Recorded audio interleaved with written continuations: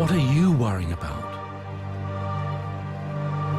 Getting there on time? Winning that promotion? Being alone?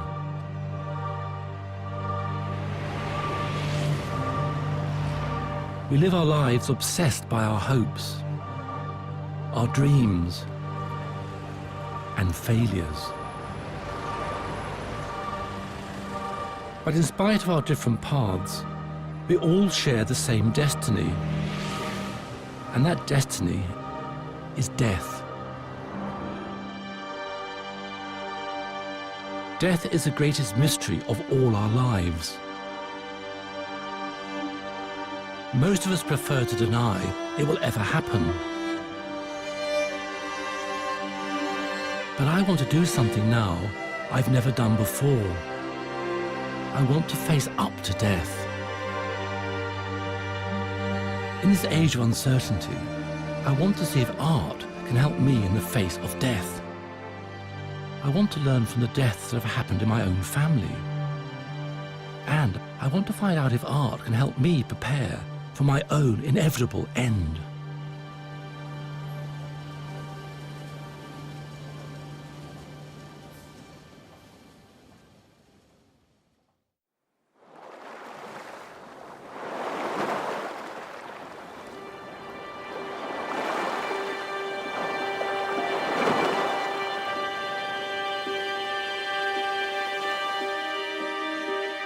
It was the last days of the Great War.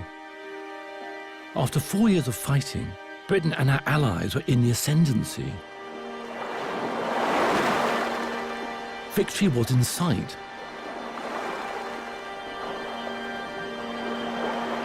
The SS Kendal Castle was steaming along the south coast. She was homeward bound.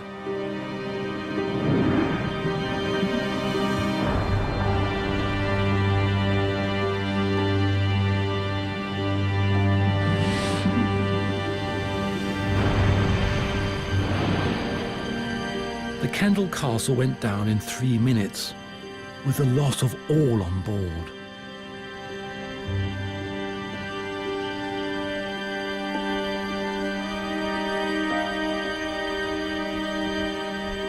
For very few people, the sinking of the Kendal Castle has loomed large in life and memory. And one of those people is me, because aboard the ship was my grandfather, Alexander Cruickshank.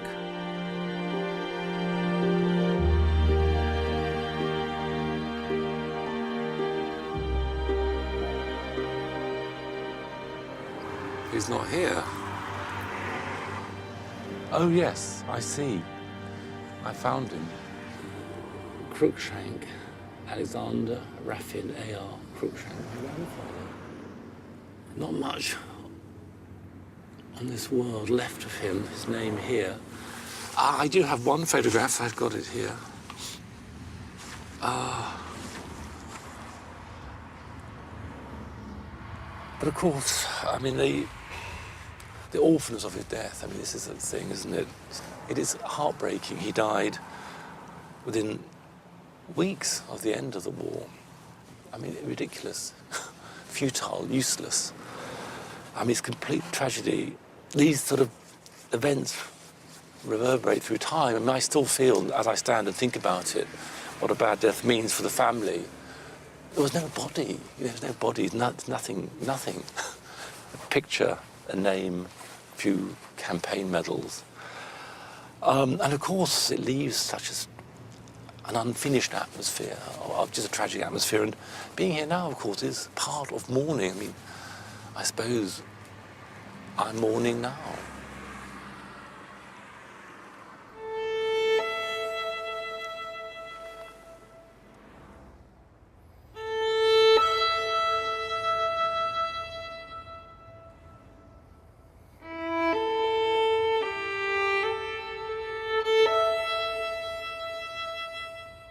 My grandfather's body was never recovered. What's left of him lies in the wreck of the Kendal Castle, 150 feet below the surface of the English Channel. This dignified memorial helps me feel a connection to this man who is a part of me.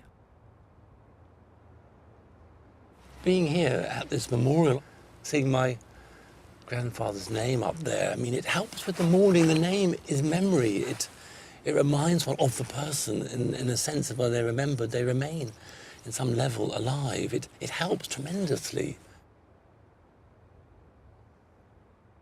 As I grow older, death intrudes ever more forcefully. I once went to weddings, now it's funerals. And one day the funeral will be mine.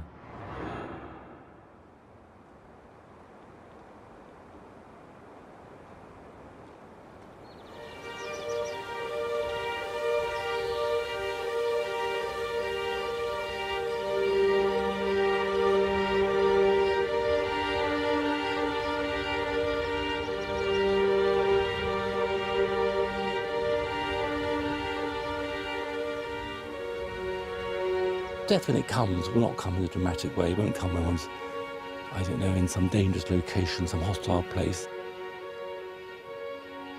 It'll be prosaic. It'll come when you don't expect it. You're not prepared. In some absurd situation, I suppose. That's the way it is. That's the way it is. Death is not really one for too much theatre.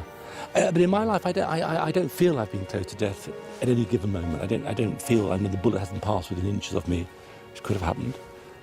Which all adds up to the same thing of feeling that somehow death does not touch us personally, me personally. It seems always the next man.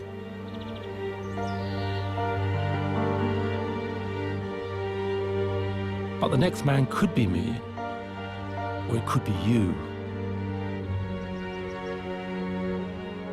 We're all dead men walking.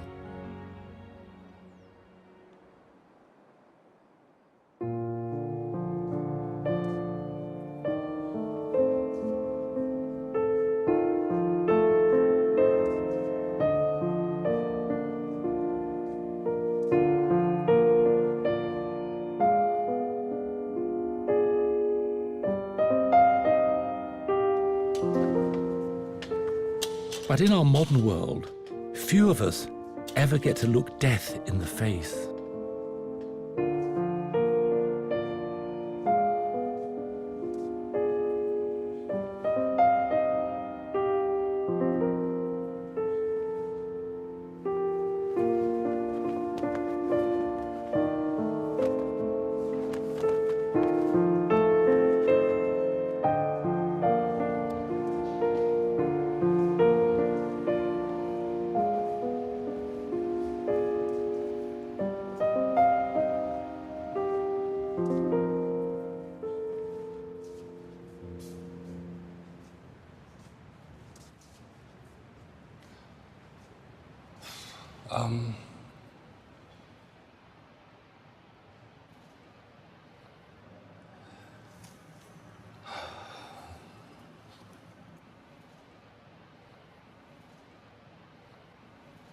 It is shocking, to be frank, absolutely shocking.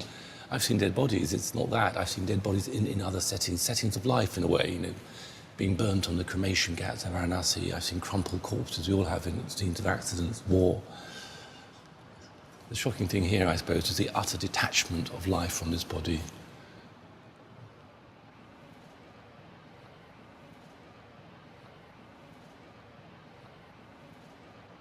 In the context of this clinical dissection room, the anatomy school, the body utterly as an object. The person, of course, in front of me, they willed this to happen. It's not, they're not being abused. They decided that their body could be of use to the living after their death, and here it is to be used, and of course to be treated with respect. And I'm very grateful that this person, in one remove, granted me this privilege of confronting mortality, and through them I see my death. This is me, this is all of us.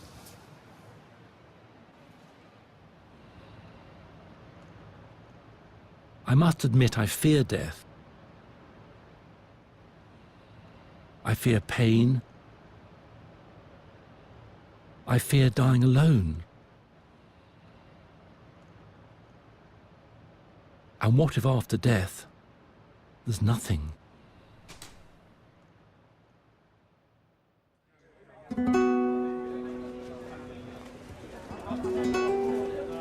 Throughout the ages, religion has offered visions of what happens after death. All religions envisage that some sort of afterlife is possible, that death is a door through which the non-material part of the being, the soul, can pass to eternity, can get closer to God.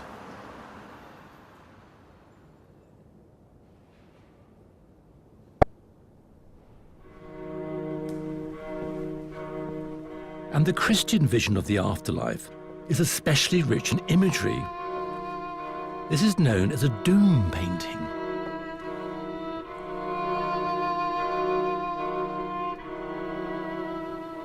This painting shows the end of days, the last judgment. On the left-hand side, one sees the dead coming out of their graves, some in their shrouds, some naked. These people are undergoing resurrection. The bodies are coming from the grave, their souls are returning to the bodies are reanimated, and they're going off to be judged. We do see people happily processing up to heaven, here portrayed as the New Jerusalem. On the right-hand side are the unlucky people who are being consigned to hell, damnation, and doom. And one can see the devil himself looking most happy with his people being doomed and carried down. Amongst the damned, it's very interesting, there's a chap with a mitre, a cleric, and two kings with their crowns. This vast painting would have overwhelmed the goggle-eyed parishioners sitting right here.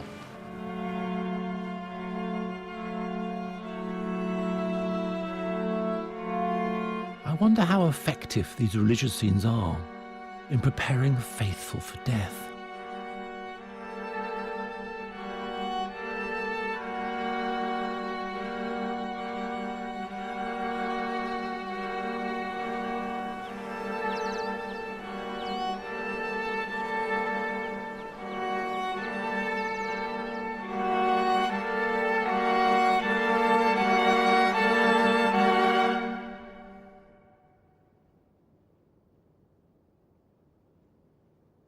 No one can tell you what death is like, because none of us know. I don't know. Yes. I'll soon know. It is the mystery, I'm isn't 79 and I will soon know. Making a programme about the art of dying, which has, it's a very personal journey, this, because it's made me think a lot about, well, my coming death, the death of others, mourning, sadness and happiness, and I'm intrigued by what role art can play, has played and can play in death. There's some fascinating medieval paintings when you see an angel on one side of the sickbed and a devil on the other, fighting for the soul. Well, I don't like to be dismissive of any possible help that people can take from these. I can't see myself it matters all that much. You live by what you believe in. Yes. If pictures help you to believe, fine. But they still seem so sideways on to this great encounter. Nothing could ever be adequate for it. So it is, then, in a nutshell, saying really in the face of death, art is meaningless. I hate to say that, but it's so small. It's like sunshine, you know. It can't go through death with you. It will comfort you to know that it exists and will go on. But I don't think it will make all that personal difference to you. I like to see religious art and I like to see spiritual art, which of course are different things. But no, if there had never been art, I don't think I would feel any different from a breathless, fearful wonder and joy at what will happen after death.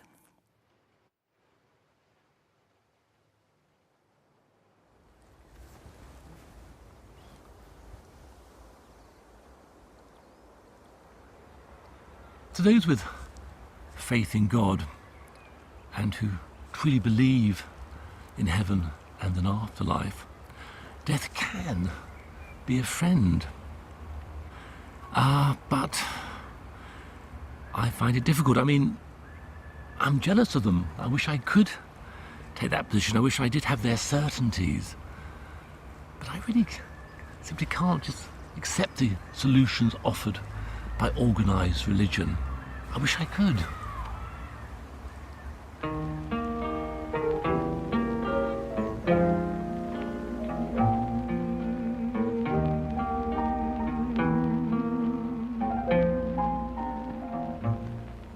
A rose must remain with the sun and the rain, or its lovely promise won't come true. To each his own, to each his own. Organised religion has never been part of my life. And the only beliefs I knew as a child were those held by my mother and my father. If the words just don't belong, and a dream must be a dream for two. No good alone, to each his own. Kathe Kollwitz is the correspondent here of the London Daily Worker. This is my father, on the right, being interviewed for BBC Panorama in 1957. At that time, he was a newspaper correspondent based in Poland. This is the first time I've seen this film. The Communist Party, or rather the United Workers' Party, and he is popular throughout the country. Do you think that communism can ever take root here with the deep religious beliefs that there are? Well, I think communism has taken root here, very considerable root. I think it's taken root very much, particularly amongst the industrial workers here. They support the socialist economy and a large number of them socialist ideology. This is a very devout... My father was a communist, which meant he was also an atheist. For him, there was no question of life after death. What mattered was what you did in this world. Cruickshank thinks that they may in the end be won over to materialism, but I thought it seemed unlikely as I looked at the faces of these people outside a church near Warsaw.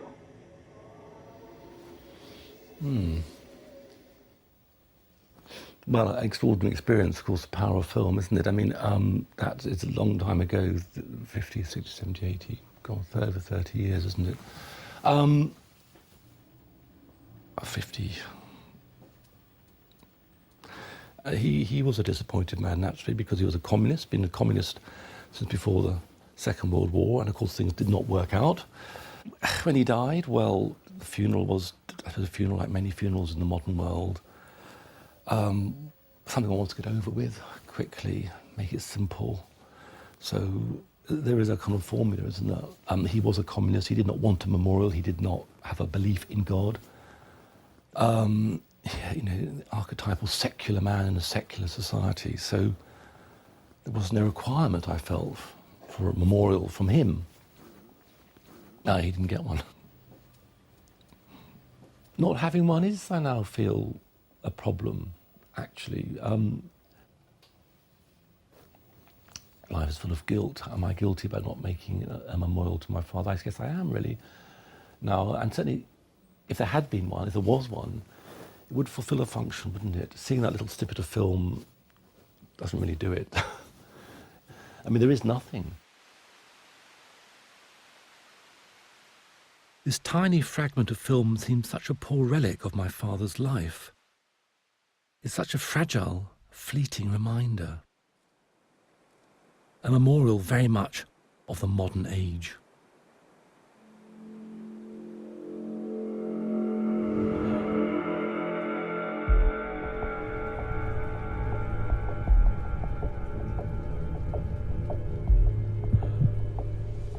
But in the past, the bereaved have looked for more permanent ways to remember those they loved. In May 1633, a painter was making haste across country He was a member of the privileged inner circle of King Charles I. But tonight, something had pulled him away from court.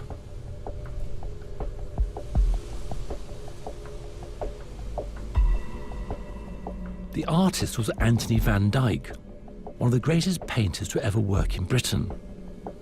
With his brushes, paints and canvas, he was on his way to attend an emergency.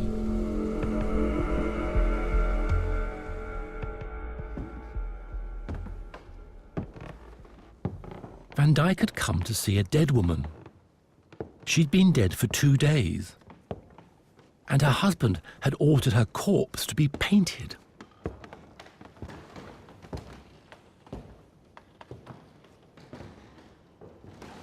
Here's Venetia.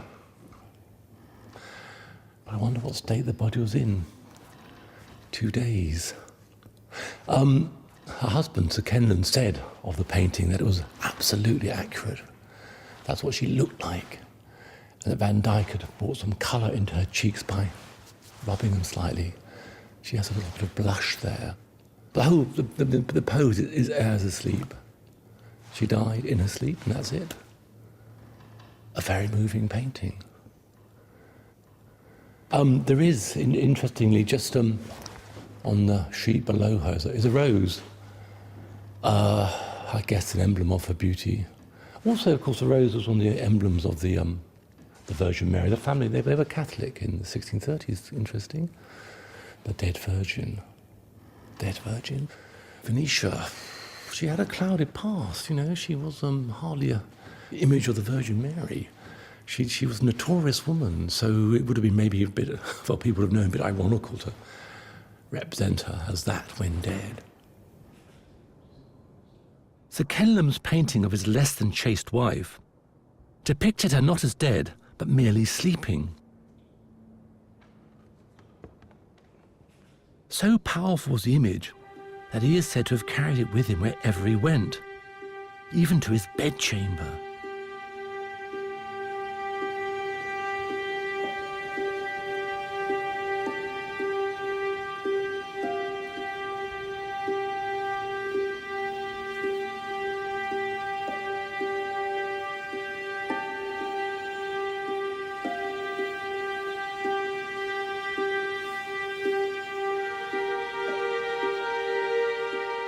To our modern eyes, it may seem peculiar to paint a corpse.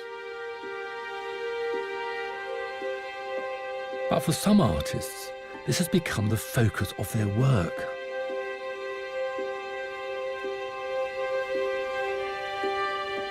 It does seem to me to be an absolutely natural thing to do. I don't know why people are sort of surprised by drawing dead people.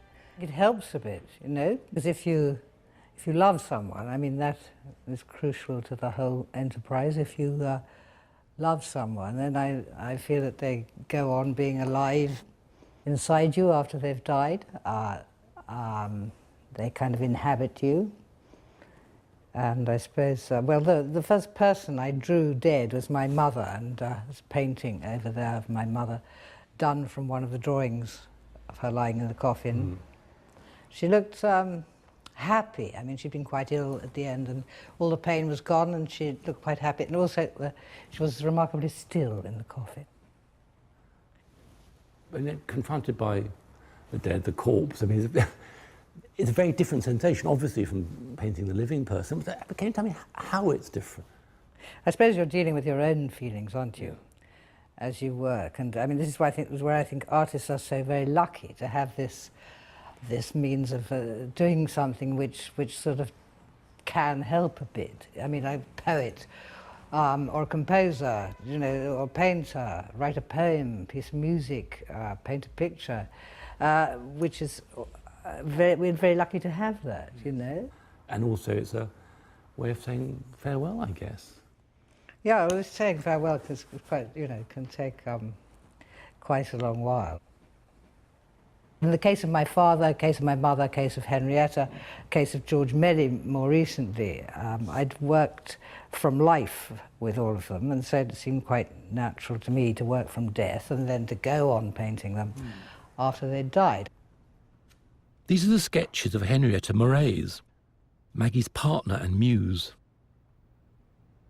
She died magnificently. I was arranging some lilies, and she said, come over here and give me a hug and another cigarette. And so I did, and then turned away for a moment, and she died. Right. It was a good dying line, wasn't it? Give me a hug and another cigarette. Yes. Good way to do it. Maybe, I mean, everywhere I see images of death, or the dying, or the dead in the studio. This is a painting that a lot of people think is the death of Nelson. It's actually, actually my mother. She was quite butch, really. And it's done after a series of drawings of her in the coffin. Well, what were the emotions you felt then?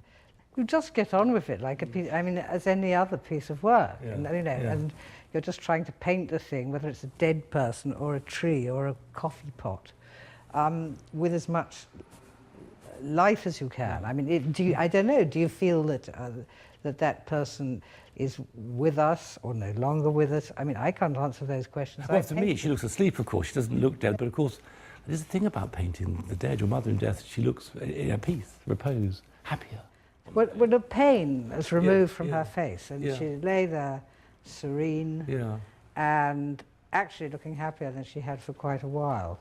Of course, I mean, none of this can make them come alive again, but if a painting's got any life to it, I mean, obviously it doesn't matter whether it's of a dead person or of a live person. This is what I found particularly in the recent paintings of George Melly, is that I'm trying to paint someone who's dead, but with as much life as I can. Well, that's exactly what I've been thinking about when I've been making this journey about the subject, about how if one is dying, or if someone one's loved has died, it's fundamental to death, isn't it? What an artist can do. Well, any great art seems to me to contain that double thing. Like, for me, Roscoe has it, Bacon has it, Rembrandt has it. A sensation which tells the person looking at it what it is to be alive and what it is to die at the same moment. You know, this kind of in-between world. And the greater the artist, the more they can give you that sensation, which is an exciting thing.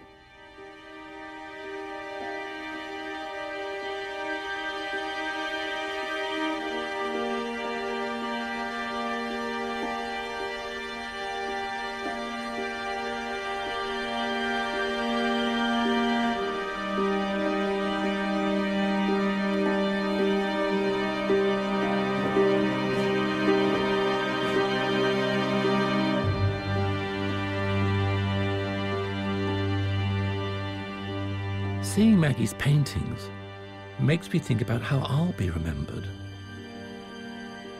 Like my father, I feel no need for a gravestone or any kind of memorial. I believe that the things I've done in my life should speak for themselves.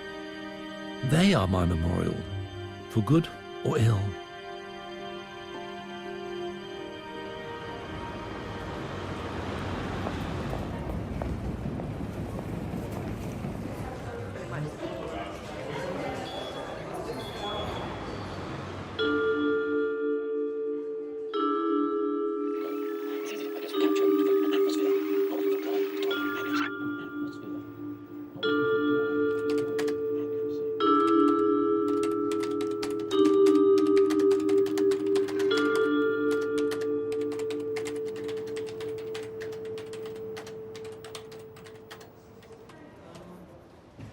Dan Cruickshank, who died today, was an architectural historian as well as a television writer and presenter.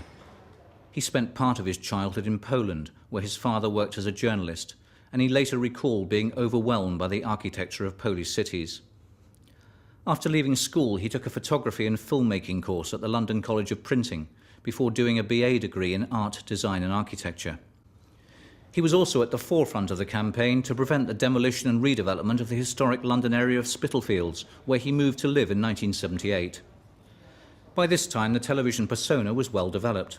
The scarf and Panama hat gave him the appearance of a colonial traveller, coupled with his somewhat breathless and overexcitable demeanour. His style, though, was not to everyone's taste, and was seized upon by those critics who believed the BBC was dumbing down its coverage. The distinguished arts administrator John Tusa famously complained about a Blue Peter arts culture on television, in which a new breed of arm-waving presenters convey information rather than knowledge. But not everyone agreed. Millions tuned in to watch his programmes, with one female admirer rushing to his defence in a letter to an Australian newspaper. "He's one of the best presenters I've ever watched," she declared, introducing us to his fascinating subjects with knowledge and enthusiasm. Perhaps those male critics are just jealous of his charm and good looks. Despite his high-profile television appearances, he always hoped that his academic work and his conservation campaigns would remain his lasting legacy. Dan. Yes, I'm the dead man. Good to see you. Hello. Welcome to the Dead Centre of the BBC. It's a strange moment, isn't it, to have one's life assessed in one's life. So it's curious. I mean, have you done this before, ever? It's a very strange moment. It's the first time someone, the subject of one of my pieces, has actually come to have a look at it. So I'm as nervous about this as you are, I can assure you. No, I'm sure quite as nervous as you, I was horrified. Dan, why not sit down comfortably and I'll show you what we've done. Oh, I might just go. I normally don't bother looking at anyone's obituary till they're at least 70. Right. Unless we know they're not very well. But, yes, OK. So you're way outside my normal parameters. I'm glad you said that. OK. Oh, my God, this is bits of paper. We live in the multimedia world. This is the internet version of your obituary.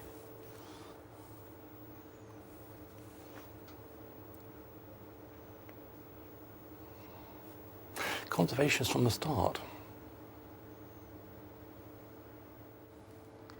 Ah, indeed, naughty leave out John Tusa. Yes. Fair enough. Oh, who's this in this Australian newspaper? OK. The lady wrote a letter to The Age newspaper. The Age? Which is a Melbourne paper, I think.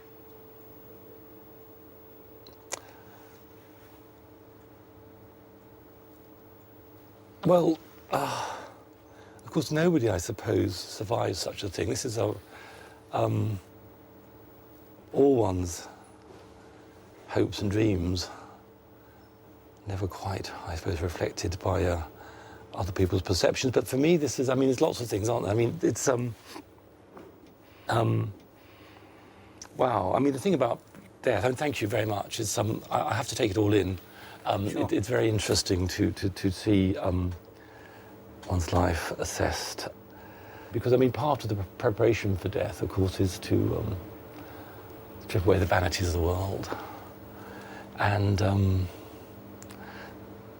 this does that quite nicely, thank you. I mean, yes, it's kind, it's kind. I'm a journalist where we have certain space restrictions. Yes. And I would say that you have got at the moment what is a fairly average length. Average? BBC online obituary. Very few people get more than about 750 words. Yes. And you have to be something really special to get more than that. So this is my life's work, about 750 words? That's about 700. 700, I've got 50 more I could have had. Like anybody else, I have to sort of think I have that space, and how much space should I give to you? And I thought you were an average sort of chap as regards an obituary in the nicest possible way. Well, yes, I mean, it's, yes, it's terrifyingly sobering, this. I'm going to go and, thank you. I feel I've taken up enough of your time. I'm going to go and study this. Strange, a fascinating exercise for me as well. Has it? It'll never happen again, I don't expect.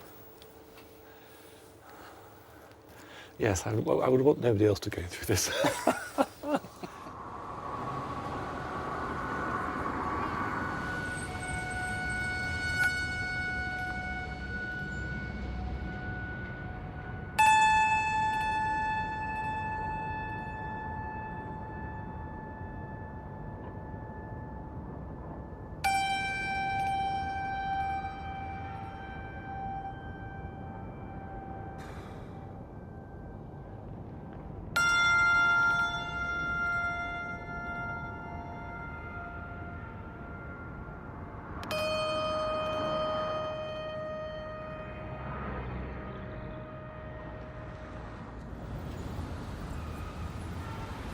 This thing It's an astonishing sight to see. Obituary, Dan Cruickshank. I feel it's not something one should do, actually. It's about sort of inviting death.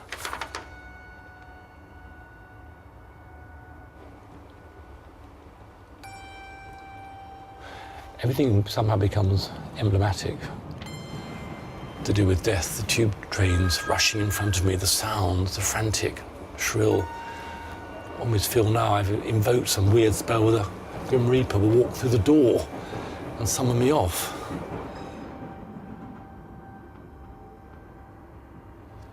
So I guess in death, yes, that's the trouble, isn't it? Everything is an escape, everything is an attempt to escape it. There is no refuge. Again, it's trying to find a way out. The only thing is transitory nature of everything. That's the only way to deal with it, not to expect or hope for any permanence in anything. Nothing lasts, let alone our own pathetic little lives. I feel as though I'm in a dark place, but until you recognize the vanities of life for what they are, you can never be ready for death.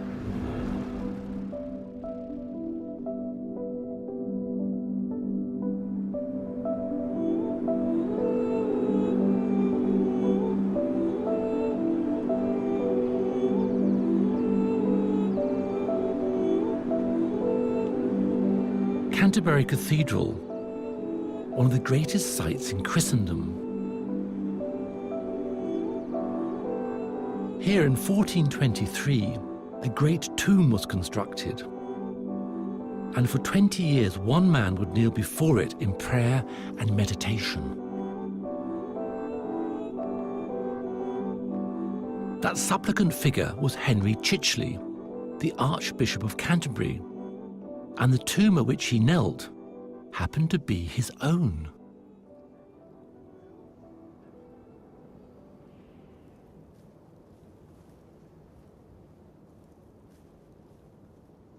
Strange, this, I suppose, carved image, almost like it's made of wax. His hands, very fleshy, and his face. And here we see Chicheley in his power and glory, the great Archbishop there. I mean, there really was a power in the land in the early 15th century, and with his mitre and his staff, his robes, angels each side. Here he reclines on the top, two-tier tomb, because below one sees him in death. Incredible image, emaciated body. Incredible, this almost indecent exposure of this chap, reduced from power in the world to the state we will all share, rich and poor, decaying dead body.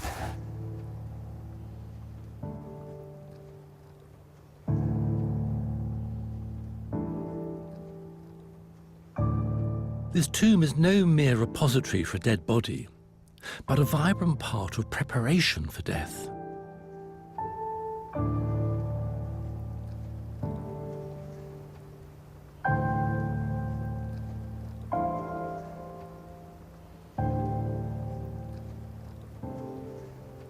So he's kneeled here, dressed, I suppose, robed rather like that, right here, contemplating his near-naked corpse. The point, of course, was to remind himself of the useless vanities of the world. All is stripped away. You go into the earth naked. Achievements become worthless in many ways, more material achievements. So this was a preparation for death. He kneels, thinks about the real issues in life, and really, helps him welcome death as a friend, to really see death as a portal to the possibility of everlasting life, to paradise.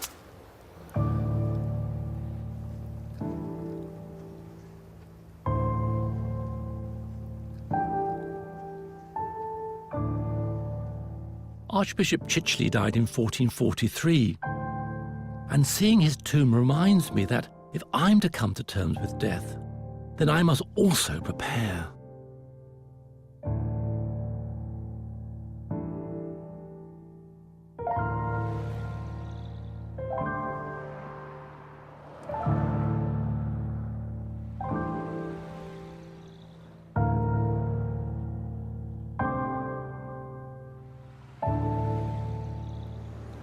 Of course, what I've done to prepare for death so far is absolutely nothing, like most people in this society now.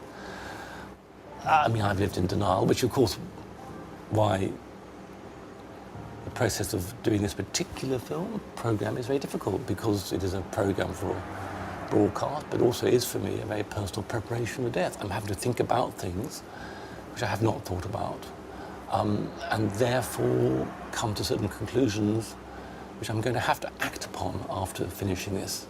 To face up, make some preparations, learn from traditional approaches to death and apply them. That's my lesson.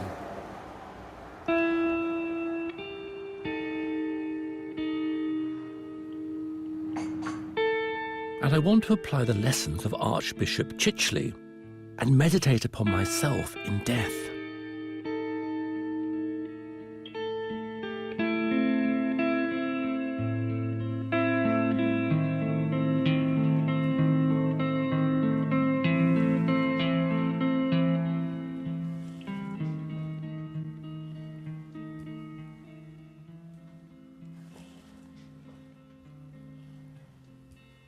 Because it's a sort of flexible material when it comes off, it's much easier to cast people than with plaster, which obviously dries rock hard. If you don't like it, you could actually just rip it off. It's not a crisis, so you'll be fine.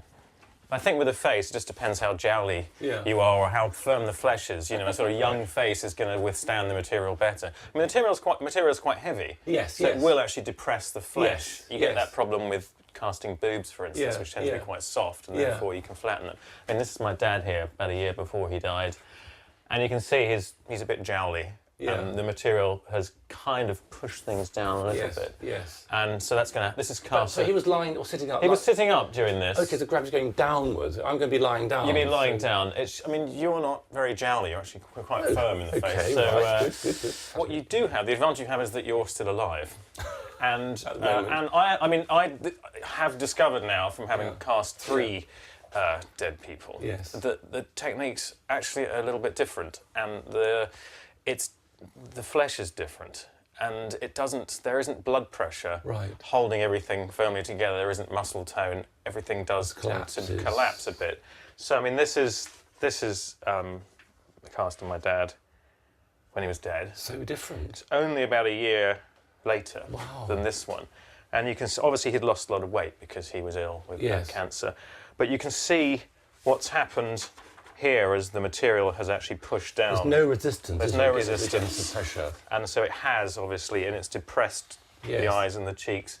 There's no way around that, apart from using as a lighter covering as possible. Fascinating, because there's a fundamental difference, therefore, between a life and death mask, because they say there's no blood, there's no muscle, there's no resistance to the weight of the material. That's right. There's a whole thing sort of kind of just sinks in, doesn't it? And I'm discovering, by talking to people, that, I mean, your body, you start to lose moisture. You start to evaporate. And so his ears, for instance, have started to shrivel up as the water's just evaporated.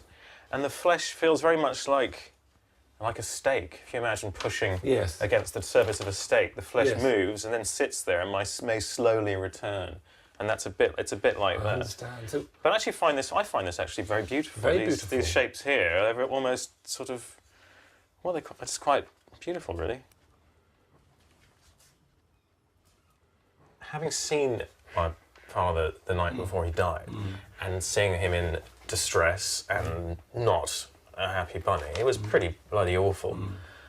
Seeing him dead and relaxed and at peace was really a good thing to do. You know, it was really, I found, you know that word cathartic is used so often, you know, it was, and it changed things for me. I think if my last memories of my father had been as this man about to die, that would have been worse, a lot worse than sort of having done this. So, you know, there is a lot of peace in this face.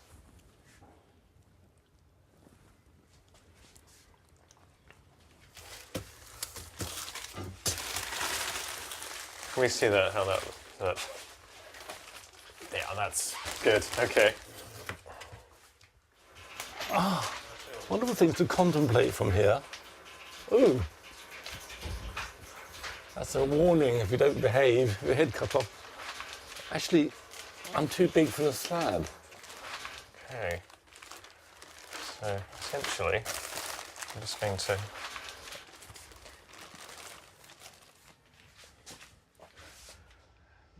Here's my colour. Are you ready? Mm-hmm. First, get your eyes shut.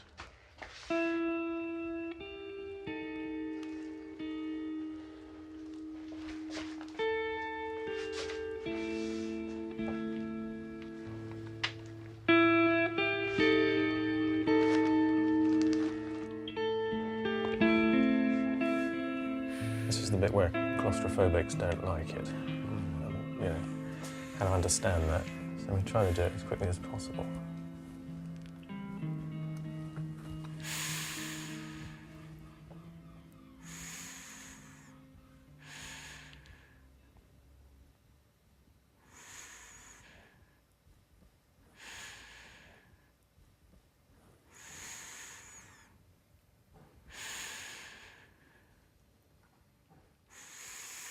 Okay, now this should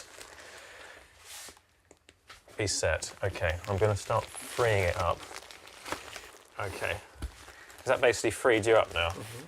So I'm going to basically pull the whole thing off. Are you okay there? Oh, okay. Just you chatting away, forgetting me. Slightly so disconcerting.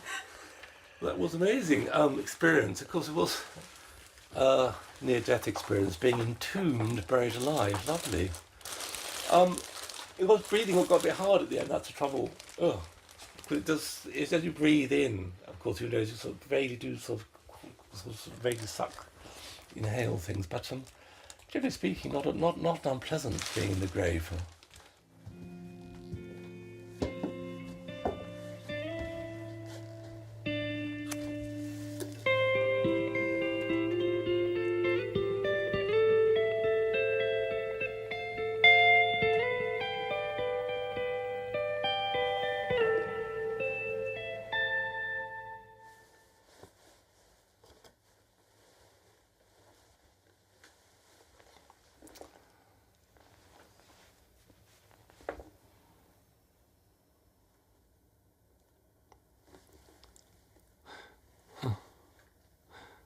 We rarely see ourselves in 3 dimensions. It's rather shocking. Here I am, staring at myself. I'm not staring back at myself. My eyes are closed, so therefore it's in repose, almost as if dead. I'm looking at my death mask, mortality. It's sobering. It works. A modest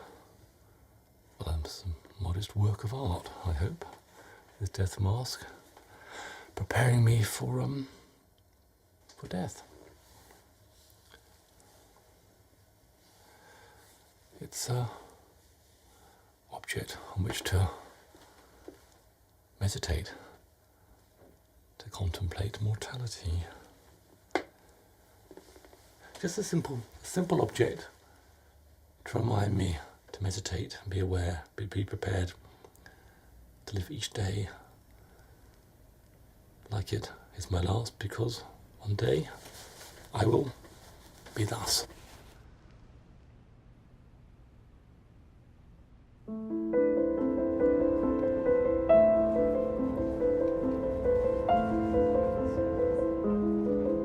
I've looked at ways to help me understand the deaths that have occurred in my own family, and ways to help me prepare for my own death. But there's one person in my life who I just couldn't bear to lose.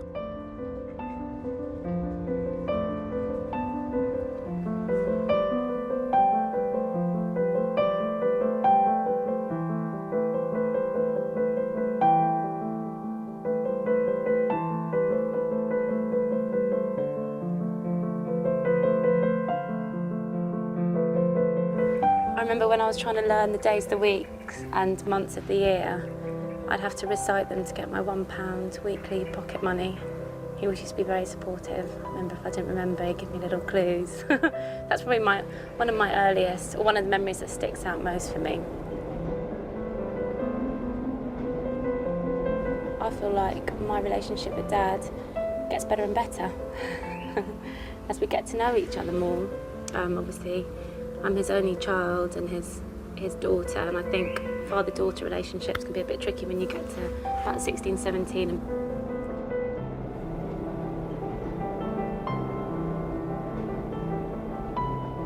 A lot of people say that I'm quite similar to Dad. We're both not very good at confronting emotional situations. We'd rather kind of sweep them under the carpet, deal with that later kind of attitude. Neither one of us are kind of incredibly, find it very easy to talk about emotional issues.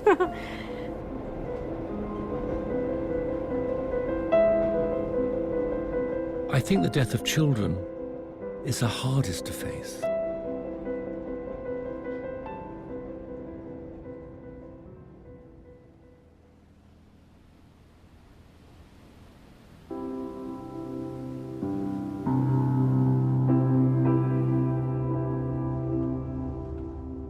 For the last part of my journey, I'm crossing the sea.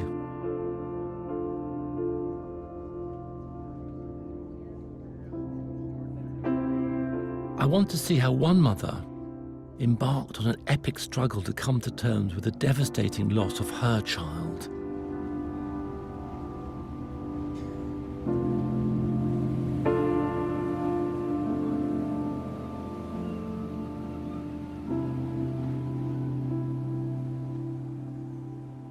Kathe Kollwitz was only 19 years old when he joined the German army to fight in the Great War. He was cut down in a battle that became known as the slaughter of the innocents. His remains now lie here.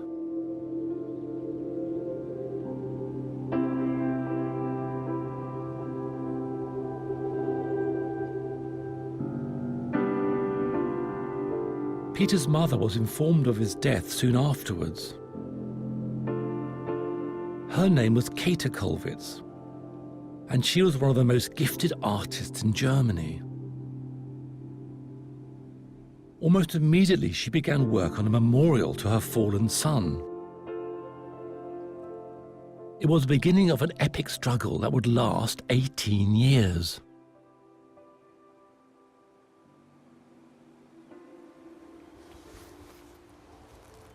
During the 18 years she laboured on the work, Kollwitz wrote many letters explaining the long drawn-out agony of her quest to find a work that expressed her anguish, her grief, and that of her husband, and that honoured her son in the right way. They tell of moments of utter anguish when she felt she simply couldn't realise the thing in her head. She had the image she wanted and she couldn't actually make it in the physical world, and she'd put her hands in these lumps of clay and try and extract the figures and forms she wanted to match her imagination. In 1932, the memorial was finally placed in the cemetery. It was a sculpture not of her fallen son, but one of her husband, stoic and kneeling, and one of herself, bowed and broken in grief. I mean, she created this for her son, killed in the first month of the war. And for me, it's fascinating, the engagement here, because my grandfather killed in the same war, in the last month of that war. Therefore, strange symmetry.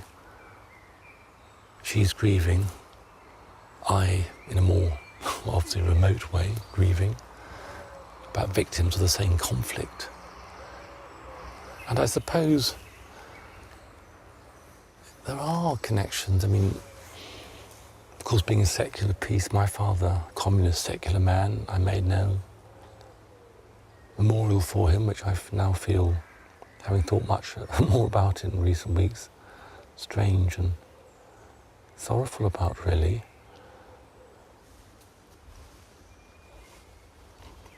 I'm a parent. I have a daughter. These are things you never should think about, really, about what happens. Everyone's faced with a similar loss that this woman felt. But you have to think about it, haven't you? To really understand it. And it's a very distressing thought. The loss of a child. Well, of course, I don't know. Would art help, really? That's the question she's battled with, isn't it? And it didn't for 18 years. And then she found this in the grieving father, her husband. And it clearly did work for her. I hope such a thing would work for me. It would help, of course, solace. I don't know. Don't know.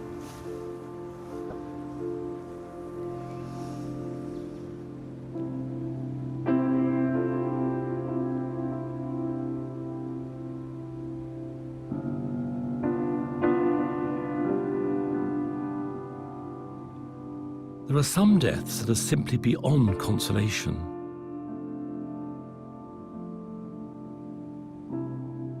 And I know that the death of my daughter would be one.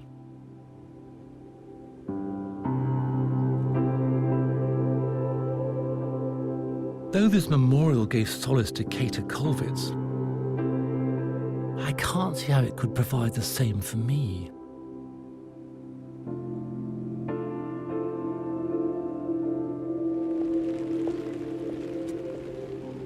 And that is the great abiding truth. Each one of us must find their own art of dying. Because when we stand at the edge of life, before the infinite mystery of death, we'll do so alone.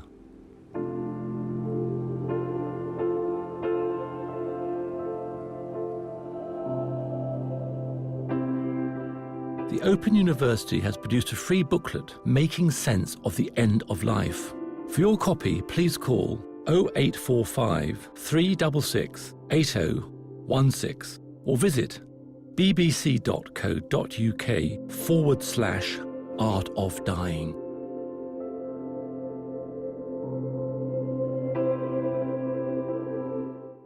And Dan Cruickshank's back in an hour with his Adventures in Architecture at 11. But next tonight, there's a brand new interview here on BBC4 as Mark Lawson talks to Richard Wilson.